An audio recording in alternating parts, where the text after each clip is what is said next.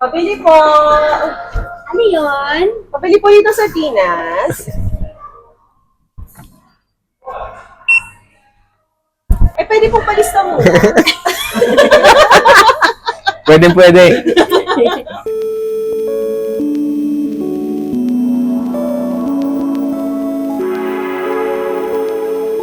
Hello mga ka-Trops! Welcome to another episode of Tropa Tales in Australia. So, andito tayo ngayon sa Asian Savory Grocery na pagmamayari nila Mean and Titong. Welcome to Tropa Tales Vlog, Mean and Titong. Salamat sa pagpunta nyo dito. Siyempre, Thank you. mangungutang kami ng Pwede. mangungutang kami ng ligo mamaya. Pwede. Ayun. So, tell us something about yourself naman bago natin simulan yung vlog. Ako nga po pala si Mary Ann Ramos. Ako naman si Emerson, mas kilala sa pangalang Itong, na pang nickname ko.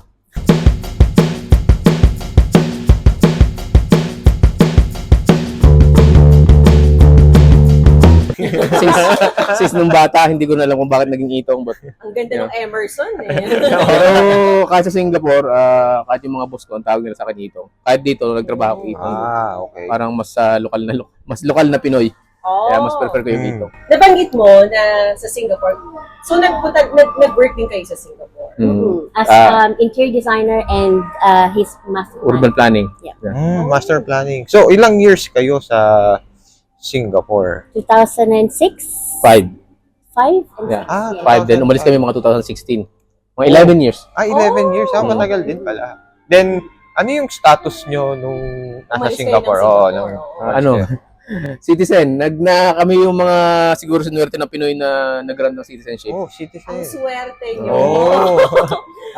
After 5 years, after 5 years nung nanganak sa panganay namin, parang not necessarily direct offer, pero parang in-apply ko ng PR yung anak ko, parang in-offer kami ng immigration na ba't hindi kami mag-citizen. Then, doon siya nag-umpisa.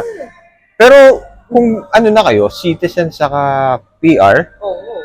ba't naisipan nyo pa talagang mag-migrate? Oo, kasi kami, hindi kami makakuha hindi kami ng makakuha ng PR saka Kaya kami nag-decide. nag-decide na lumipat lumipat sa talaga ng Australia. Australia. Ano kami, parang siguro 10 years na kami sa Singapore. Parang siguro na-burned out kami sa Singapore. Alam niyo naman yung Oo.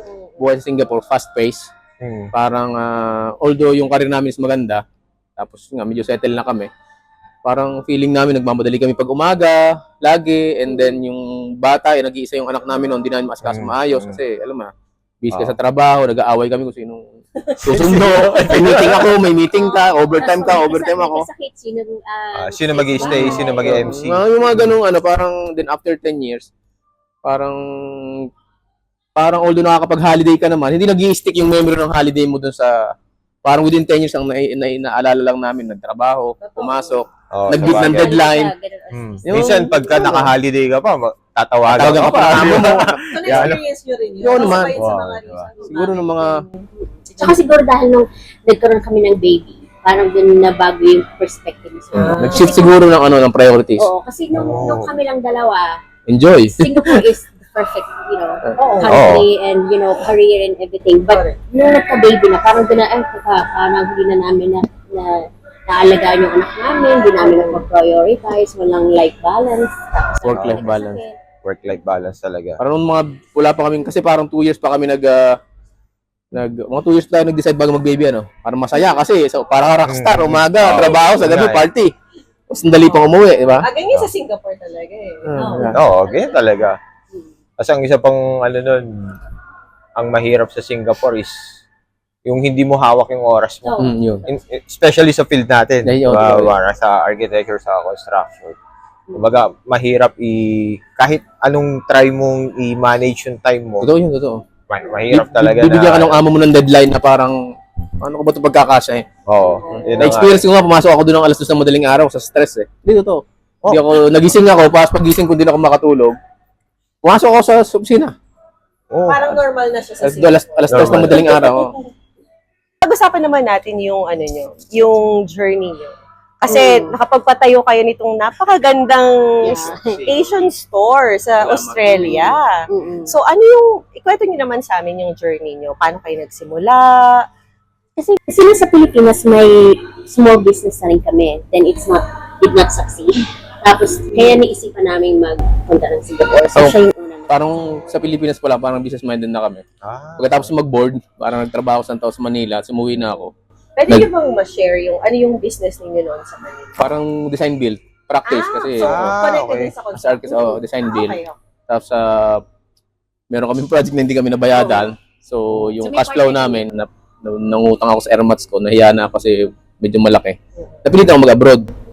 So, sabi ko pa nga parang kukuha ko ng puhunan din babalik na ako. Pero hindi nag-enjoy ko na sa Singapore eh. Alam mo Oo, na. Singapore eh. Iba yung Parang- Singapore eh. Iba yung comfort na nabigay eh. Sumunod siya. Siguro yung journey kung bakit nagkaroon kami ng ganito, nung nasa Sengkang kasi kami, pagbaba ka ng MRT, may bus stop doon. So nag-uusap kami lagi na sabi na, alam mo ba, mas maganda dito sa bus station na magkaroon ng Asian shop. So every time the people go to their home, pupunta sa iba sa shop mo para mamalengke.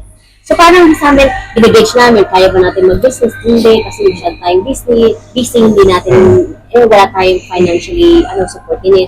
Hanggang sa isang araw doon, merong Nagtayo, may Filipino store na to lumabas do. Parang, pangarap natin yun ah. Tapos ang nagsuputan sila na every bus stop, bus station, merong Meron na. Filipino store na maliit lang. Oo. Sabi namin, shit, yun yung pangarap natin. So parang nung napunta kami dito, parang nangarap kami na magkaroon ng business. Parang, sige, pinangarap natin, gano'n na naman din mangyayari. Na parang nangarap ka lang, tapos parang hindi mo pinupad hanggang sa somebody did it. Tapos parang nagkaan. Nung nasa Singapore ba kayo, kumbaga, nag-plan na talaga kayo ng kung paano nyo gagawin yung business sa Singapore? Wala ba Wala, kayo? parang nasa back burner. Ah. Na we want to have a business. We want to, parang gusto namin mag-diversify. Sabi pa nga, kung mag-business tayo kako, wag na sa architecture kasi baka madulo na tayo. So, hindi naman kami marunong magluto. Alam mo yung necessity ba, pagkain, gamot. Oo. So, naisipan namin siguro retail tayo ng grocery or something. Kasi kung magluluto kami, sigurado hindi kami kasaksid kasi hindi naman kami marunong talaga magluto. Oo. Tapos, Tama yung pagdating namin, paglipat namin ng Australia, so dala namin yung Mentality baga, na, mindset mindset yun. na ano. Sabi ko, 10 years tayong nag-corporate, subukan natin kung ano, pagdating dito. Tapos, siguro nag-office din ako ng isang taon na, no? After 1 year, parang hindi rin ako masaya. Ganun na naman, office na naman. Pagdating nyo dito sa Australia, after 1 year of working sa corporate, Ako lang ang ikaw lang. siya Pero si naiiwan Lucy siya. Mary, Nag-work pa rin ako. May day job pa So rin may siya. day job pa rin ako. Oh. So siya yung pinaka-manager. Hindi Siya yung nag-focus sa Dito talaga. Ako may day job pa. As in full-time day. Full-time din. Pero pagka gumagawa pa rin ako ng project, in touch pa rin ako sa architecture. Architecture. So, Pagka may magandang project. So, gumagawa ibig pa rin. sabihin, nagmamanage na kayo nito, may full-time job ka, nagsuma-sideline ka ba sa... Pinas ng ibang... Hindi, dito. May Ay, dito, katayap ako dito. may katayap ako na architecture firm din dito. Wow. Which is Pinoy din. Parang So ano siya yan yung nag-help sa amin na mag-fit out nito. Bawal mabakan. Pag yung tatanong, at kung may trabaho ka, at least may trabaho ako, Oo. pera na lang ang ulam. Madaming trabaho, pera na lang. Sunod na yung pera. Correct. Hmm. So, paano nyo sinimulan itong grocery store na to? Siguro nung nag-iisip na kasi kami, kasi dito sa Canberra, wala pang online store dati. Then we only had one Filipino shop in Fishwick. Oo. So parang naisip Fishwick. namin, try kaya natin ng online store. Hanggang sa, iniisip din namin yan before. Tapos nagka-COVID, sabi ko, this is the right time. Kami ng online. Ang istorya pati noon, wala kaming punan. Ang ginawa namin, binenta namin yung sasakyan namin, nag-downgrade kami. Mahilig naman ako sa sasakyan, so mahilig ako magkumpune. Siguro yung RAV4, may RAV4 yun eh. Sabi ko sa kanya, alin mo sa sasakyan natin na ibebenta natin? Kasi nga, Wow, ilan pa sasakyan? hindi, ganito kasi yun. Nung dumating kami dito, napakamura ng sasakyan na hindi mo mabili sa Singapore. So pagdating dito, nakakabili ako ng sasakyan ng $350, so sinaayos ko. Hindi totoo. Nag-downgrade kami 500. Kasi Tapos nag-down yung Wala na kaming nakitang ganun. Totoo yun, noong 2017, talagang matuwa ako. Gusto kong pilihin lahat ng sasakyan. Kasi, Okay second hand naman siya, hindi naman sa second brand new. hand, Tapos nga, mahiling nga akong magkuting-ting, kinukumpuni ko. So yung RAV4, nabenta namin ng 4-5. Tapos, may nakita ako na CRV na $500, binili ko. Tapos, inayos-ayos ko. Tapos, siguro nag-spend ako ng mga another $700. So, yung tira na doon, pinampagulong na namin sa... So, unti-unti hanggang sa nakilala. Nakaipon na Tapos, ano. pumunta kami ng Sunday market. Every morning, pupunta kami doon. sa Oo. Jamison.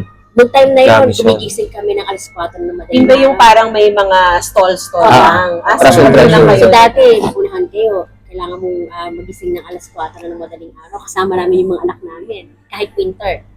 Nagsimula kami winter, June. Doon kami nakapag-build ng Customer.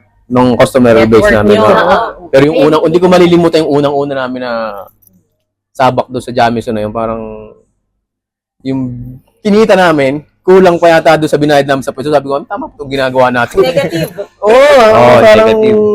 Ano Minsan, talaga? unti-unti nakilala, tapos meron kaming customer na, may dadaan lang doon, tatanungin ako, Ning, anong word of mouth. bago? Talagang bibili siya ng kahit ano. Nakakatuwa yung mga... Nakakatuwa din yung ganong customer. Oo. Talagang Ano, ano. ano. So doon pala kayo doon pala kayo 3 years kami doon. At 3 years kami. 3 years na online, saka 3 years doon din sa sa Jameson. Ngayon ba may Sa'yo. ano pa rin kayo? Kumaga may struggles pa rin ba kayo na kinakaharap ngayong natayo na Oo. yung store naman. ninyo? Oo naman. Oo, I think every business, iba lang yung stage. Parang pagka as a family ka. Oo. Di ba pag baby, iba yung struggle mo. So, para alagaan yung anak mo. Hanggang lumalago siya, iba-iba yung struggle. So, pag naging teenager, naging toddler, naging iba-iba yung struggle. So, feeling ko, same siya ng business. Panibagong sakit sa ulo. No, palibago. Iba-ibang stages ng business, iba-iba din yung struggle. So, meron din. Ano namang mapapayo nyo dun sa mga Pinoy na nag-migrate, na gusto ring magtayo ng business, pero natatakot sila? Siyempre, sa negosyo, kailangan mo rin planuhin. Yung business plan. Tsaka, gaya nitong grocery, from architecture to grocery, nag-umpisa kami na wala talaga kaming alam. Niresearch namin. Ni supplier, hindi namin alam. Kasi yung ibang supplier, hindi kami pinapansin. Kasi pag maliit ka, parang there were time na nag-rent kami ng office just to have an impression na hindi kami fly-by-night. Para pinapansin kami. So, importante, mag-business plan. Gawin mo talaga yung business plan. Kung ano yung vision mo sa business mo, ano ba talaga yung, ba't ka magbi-business. Then, kailangan may goal ka rin. Tapos, vision. Tapos yung strategy mo para maabot mo yung vision na yon. And then, para kasi yung kahit simpleng business plan, yung Bible mo sa pag-run ng business mo, kapag yung business mo, hindi siya run according to what you want. And then, pagkatapos nung pag na-set up mo lahat yung business plan mo, then, You need to jump. take a deep breath, and, dive in. Kasi pagka nag-ooperate ka na, actually, sa amin, siguro yung business plan namin, 30% lang yung natupad. So, nag-a-adjust kami along the way. Ako pa lang din naman. At saka pala naman kami, bata pa kami sa, we're always learning. Bata pa sa negosyo, kumbaga. Bata pa Oo. sa negosyo. May kinonsult ba kayo na business manager or Sabihin natin na na professional para tulungan kayo sa business plan nyo o kayo lang talaga? Kami lang. Kami lang. Pero may mga...